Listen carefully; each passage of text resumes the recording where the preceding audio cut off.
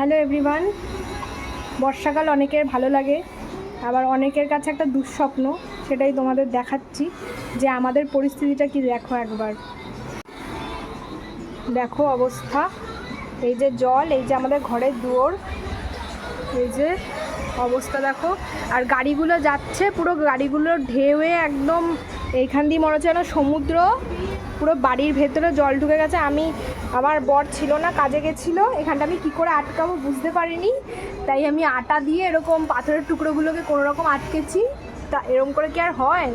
তাও আমার ঘরের ভেতরে জল ঢুকে গেছে। এতক্ষণ ধরে আমরা দুজন মিলে পরিষ্কার করছিলাম। এই যে এটাতে আমি মনে হয় এরকম পাঁচ বালতি মতো জল ফেললাম। এটার পাঁচবার ভরেছে। ঘর মুছতে মুছতে 5বার ফেলেছি। তো ঘরটা এখন একটু শুকনো হয়েছে।